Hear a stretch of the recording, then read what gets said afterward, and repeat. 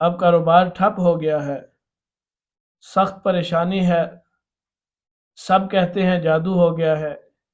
اس بارے میں ہماری رہنمائی فرمائیں۔ بسم اللہ الرحمن الرحیم۔ السلام علیکم ورحمۃ اللہ وبرکاتہ۔ سوال ہے، کاروبار شروع میں اچھا تھا، اب کاروبار ٹھپ ہو گیا ہے، سخت پریشانی ہے، سب کہتے ہیں جادو ہو گیا ہے۔ اس بارے میں ہماری رہنمائی فرمائیں۔ پہلی بات، ایک دعا ہے جو ہم ہر نماز کے بعد پڑھتے ہیں،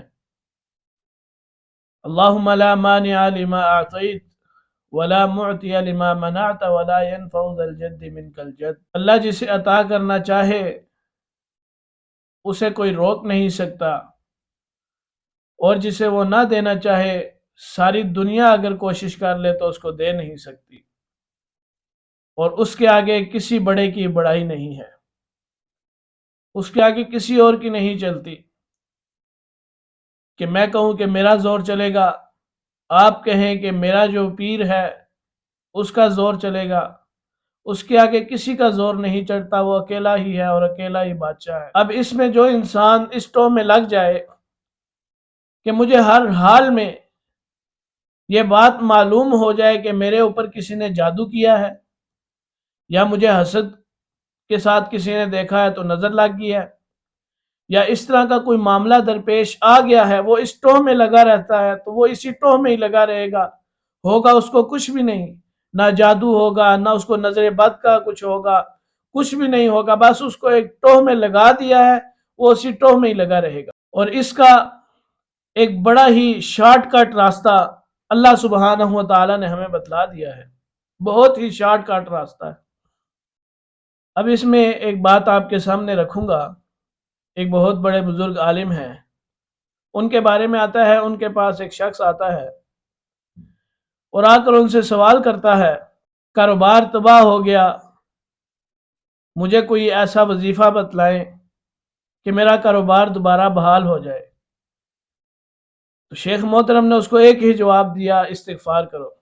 دوسرا بندہ آیا، اس نے آ کر کہا، ہمیں ایک مسئلہ درپیش ہے کہ بارش نہیں ہو رہی، دعا کیجئے کہ بارش ہو، یا کوئی ایسا وظیفہ بتلائیں کہ ہم کریں تو بارش اللہ سبحانہ و تعالیٰ برسا دے۔ آپ نے اس کو بھی کہا، جاؤ استغفار کرو۔ اب پھر تیسرا آیا، اس نے آ کر کے کیا کہا، شیخ صاحب شادی کو بہت ٹائم ہو گیا ہے، اولاد سے محروم ہوں، میرے لیے دعا کریں، اللہ پاک مجھے بھی اولاد دے۔ اب شیخ صاحب نے اس کو بھی وہی بات کہی کہ جاؤ استغفار کرو۔ اب پاس میں بیٹھا وہ ایک شخص جو یہ معاملہ دیکھ رہا ہے کہ پہلا بھی آیا، اس کو بھی وہی بات کہی، دوسرا آیا، تیسرا آیا، اب تینوں کے سوال مختلف ہیں لیکن جواب تینوں کو ایک ہی دیا کہ جاؤ استغفار کرو۔ اب اس میں نے جو بات پیچھے کی کہ بہت ہی شارٹ کٹ راستہ اللہ سبحانہ و تعالی نے ہمیں بتلایا ہے، وہ کیا ہے؟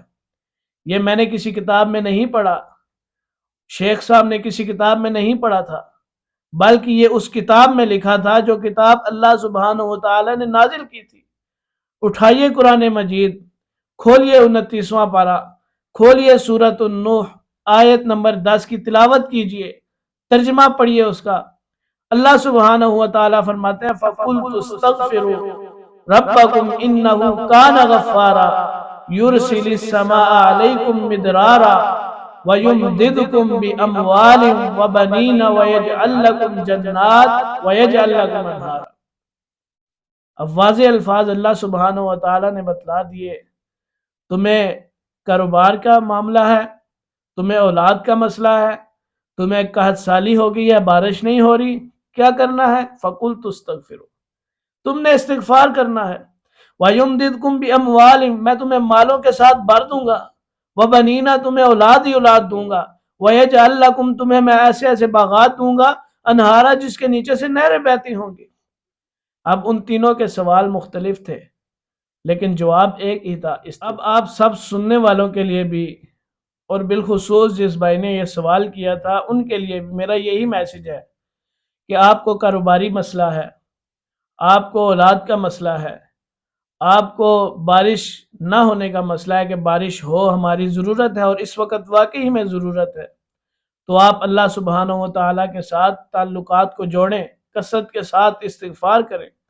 جب آپ کاروبار شروع کریں تو حدیث کے اندر آتا ہے کہ آپ اپنے کاروبار کو شروع کرنے سے پہلے صدقہ کریں۔ انسان کے صدقہ کرنے سے جو انسان کے اوپر آنے والی مصیبت ہوتی ہے وہ صدقہ اس کو کھا جاتا ہے۔ ہم صدقہ کس وقت کرتے ہیں؟ جب ہمارے اوپر مصیبت آ جاتی ہے، جب ہمیں مصیبت گھیر لیتی ہے، پریشانی گھیر لیتی ہے، جب ہم پھنس جاتے ہیں، پھر ہم اس وقت دوڑتے ہیں کہ ابھی ہم صدقہ کریں، ابھی ہم کوئی راستہ نکالیں کہ ہمیں کوئی راستہ نظر آئے۔ تو اس مصیبت کے اندر پڑنے سے پہلے، اس پریشانی کے آنے سے پہلے آپ صدقہ کریں، صبح اٹھیں آپ صدقہ کریں، شام کو جائیں گھر صدقہ کریں۔ اس صدقے کی بدولت جو آپ کے اوپر آنے والی آزمائش ہوگی، اللہ سبحانہ و تعالیٰ آپ کو اس آزمائش سے نکال دیں۔ آپ اپنی استطاعت کے مطابق روزانہ صدقہ کریں۔ اب اس صدقے کی وجہ سے کیا ہوگا؟ جو آپ کے اوپر آنے والی مصیبت ہوگی وہ صدقہ اس کو کھا جائے گا۔ پھر جو بھی ہو، جادو ہو، نظر ہو، کچھ بھی ہو، اب اس کو توڑنے کا علاج بھی ہے۔ اب انسان کا کاروبار جادو کی وجہ سے بھی رک سکتا ہے، تباہ بھی ہو سکتا ہے، نظر کی وجہ سے بھی۔ اب نظر ایسی چیز ہے کہ حدیث کے اندر آتا ہے، نبی صلی اللہ علیہ وسلم نے ارشاد فرمایا کہ نظر اونٹ کو ہنڈیا تک پہنچا دیتی ہے اور انسان کو قبر تک پہنچا دیتی ہے۔ ہمارا اس چیز پہ کوئی اختلاف نہیں کہ جادو نہیں ہے، حسد نہیں ہے، نظر نہیں ہے، کچھ بھی نہیں ہے، یہ انسان اسٹو میں لگ گیا ہے، نہیں، یہ چیزیں ہو سکتی ہیں، لیکن ان چیزوں سے نکلنے کا حل بھی اللہ سبحانہ و تعالیٰ نے ہمیں بتلا دیا ہے۔ ہمیں اس چیزوں سے کون نکالے گا؟ ایک اللہ ہے، وہی نکالے گا، اس کے علاوہ ہمیں کوئی نہیں نکال سکتا۔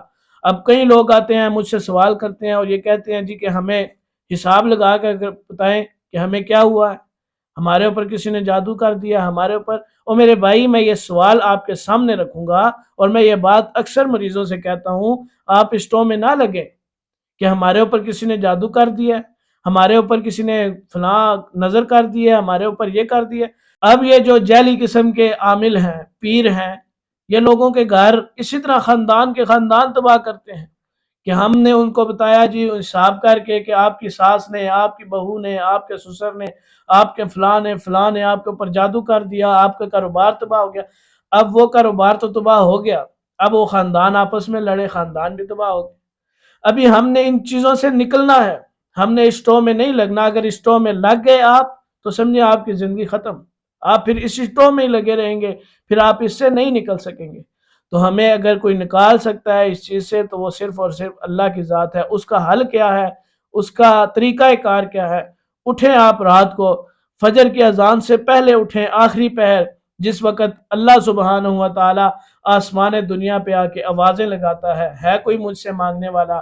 اپنے گناہوں کی معافی مانگو، اپنے لیے کثرت کے ساتھ اولاد مانگو، اپنے لیے کثرت کے ساتھ مال مانگو، قرضوں سے نجات کا سوال کرو، ہر اس چیز کو مانگو جو تم مانگ سکتے ہو۔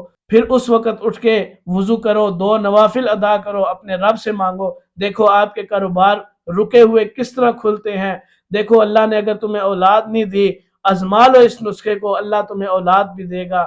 اگر تمہارے کوئی معاملات گڑبڑ ہیں، گھریلو معاملات میں پریشانیاں ہیں، اللہ سبحانہ و تعالیٰ تمہیں اس سے نکالنے کا ایک بندوبست راستہ بنا دے گا۔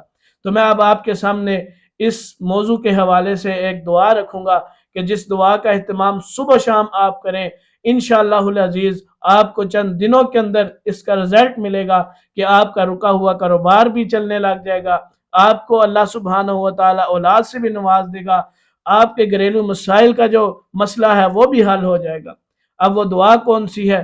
آئیں وہ دعا ہم پڑھتے ہیں، اس کو سیکھتے ہیں، اس کو یاد کرتے ہیں، جس طرح ہم انگلش کو یاد کرتے ہیں، جس طرح ہم کسی اور سائنس کی کتاب کو یاد کرتے ہیں، ہمیں چاہیے کہ ہم قرآن کو یاد کریں، ڈیلی بیسس پہ اپنے گھروں کے اندر قرآن کی تلاوت کا اہتمام کریں، زیادہ نہیں 1 آیات کا اہتمام کریں، اپنے گھروں کے اندر برکتیں دیکھیے گا، اپنے بچوں کے اندر آپ تبدیلیاں دیکھیے گا، اپنے معاملات کے اندر آپ رحمتیں دیکھیے گا۔ اب وہ دعا کون سی ہے؟ مشکل دعا نہیں ہے، چھوٹی سی دعا ہے، آسان سی دعا ہے۔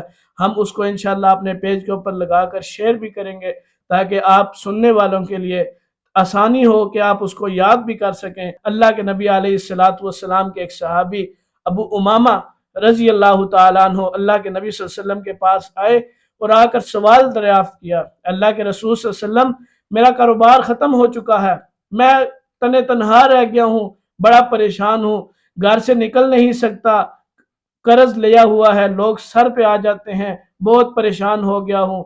اللہ سبحانہ و تعالیٰ سے دعا کیجیے اللہ مجھے اس سے نجات دے، میرے لیے کوئی ایسا ذریعہ وسائل پیدا کر دے کہ میں اس قرضے سے آزاد ہو سکوں، میرا جو ڈوبا ہوا کاروبار ہے وہ دوبارہ بحال ہو جائے۔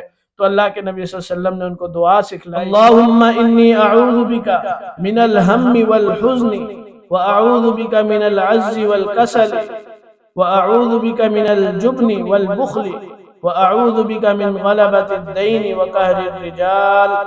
اس دعا کا کثرت کے ساتھ اہتمام کریں، صبح و شام اس کو پڑھیں، پھر دیکھیں کہ آپ کی زندگی کے اندر دنوں کے اندر تبدیلی نظر آئے گی آپ کو۔